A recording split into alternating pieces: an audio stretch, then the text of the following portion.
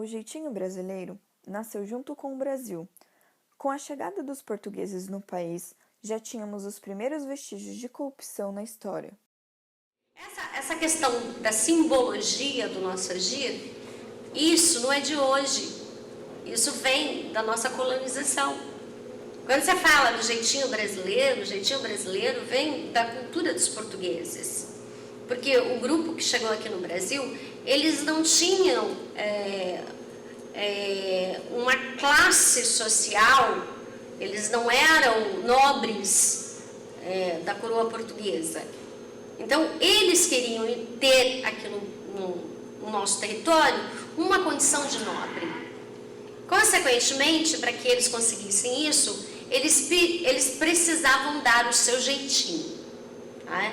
Então, eles tinham que fazer as famílias acabarem se casando com pessoas que tinham mais condições econômicas.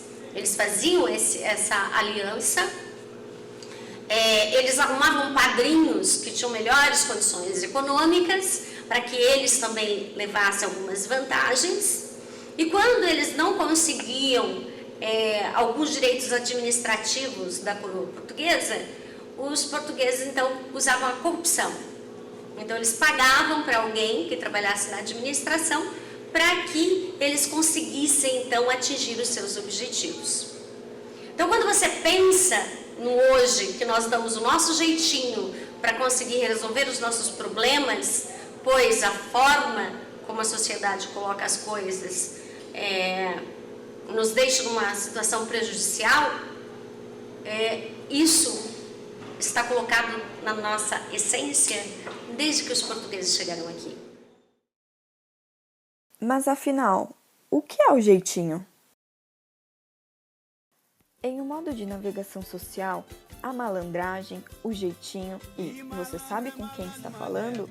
Roberto da Mata ressalta o jeitinho do brasileiro de se livrar muitas vezes de compromissos, de não cumprir normas. Ele cita 3 exemplos: Estados Unidos, França e Inglaterra, onde as regras ou são obedecidas ou não existem, porque eles acreditam que ao burlar regras estão apenas abrindo o caminho para a corrupção burocrática e ampliando a desconfiança no poder público. Nessas sociedades, a lei não é feita para explorar o cidadão ou como instrumento para corrigir a sociedade, mas para que ela funcione bem. No Brasil, o cidadão é explorado. Algumas pessoas têm maiores privilégios que as outras. A justiça não vale igualmente para todos. As normas são vistas como o que vai tirar os prazeres e desmanchar projetos e iniciativas. O jeitinho brasileiro representa uma forma pacífica e legítima de resolver problemas, desobedecendo as regras e conciliando todos os interesses. E o malandro é o profissional deste jeitinho e da arte de sobreviver nas situações mais difíceis. O jeitinho se confunde com a corrupção e a transgressão, porque ele desiguala o que deveria ser obrigatoriamente tratado como igualdade.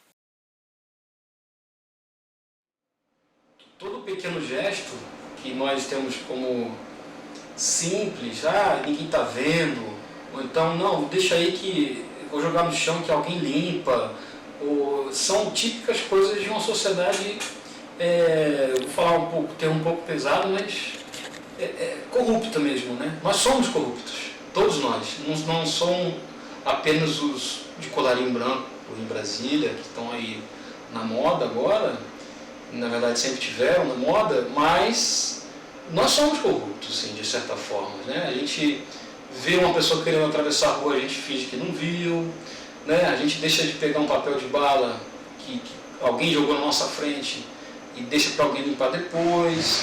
Afinal de contas é só uma pequena coisa, não vai fazer diferença, o mundo não vai acabar por causa disso. Mas certamente se a gente fizesse a nossa parte, né, de forma mínima, a gente certamente teria um pouquinho de uma sociedade um pouco melhor, mais justa, mais limpa fisicamente, né? As ruas mais ordenadas. Infelizmente a gente vive num ambiente, numa sociedade, a gente já nasce no meio de uma sociedade já um tanto quanto corrupta, e a gente acaba sofrendo os efeitos disso. Mas o que tem de mais em dar um jeitinho nas coisas? Não é de hoje que o Brasil é tido como o país do jeitinho. Aqui, arruma-se jeito para tudo. Só que esse jeitinho é às margens da lei. Esse jeitinho não é correto. Esse jeitinho estimula desde cedo que as pessoas queiram se dar bem às custas das outras.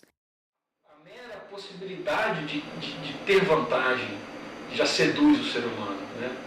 Já dá aquela, putz, eu vou conseguir isso e por isso, então vou ficar na minha, se ninguém viu, eu continuo do jeito que eu estou, continuo nessa mesma postura, ou seja, e as coisas vão se desenvolvendo. Temos N exemplos de países escandinavos, como Suécia, Noruega, que eles têm uma outra visão disso. São países incorruptíveis?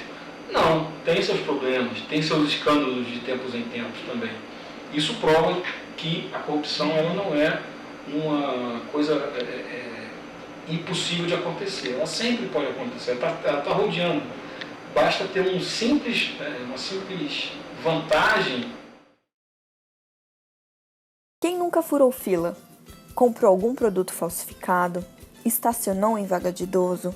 Falsificou a carteirinha de estudante? Assinou a lista de presença pelo colega? Aceitou troco acima do valor? Fez gato na TV a cabo? Deixou de declarar compras em viagens internacionais? Que atire a primeira pedra. Ok, mas isso são pequenas coisas, não faz mal a ninguém. Corrupção mesmo é o que acontece lá em Brasília. Tem certeza? Um país sem corrupção também depende da honestidade do seu povo.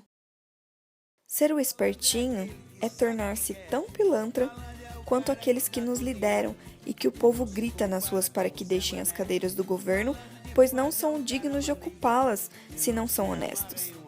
Mas como cobrar honestidade se nós mesmos não somos? Como cobrar que sejam confiáveis se nós não inspiramos confiança? Como cobrar valores se nós esquecemos dos nossos? Que atitudes novas adotaremos para contribuir com essa nova cara do país que tanto queremos? Então, a consequência do nosso ato é prejudicial à sociedade inteira. Porém, a nossa forma de ser também é consequência da sociedade que nos formou dessa forma.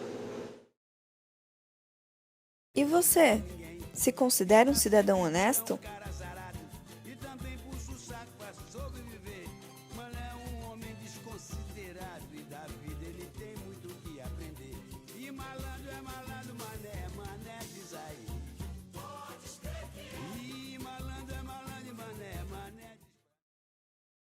Fico com a pureza da resposta das crianças. É a vida, é bonita e é bonita no gogó. Viver e não terá vergonha de ser feliz. Cantar e cantar e cantar a beleza de ser um eterno aprendiz.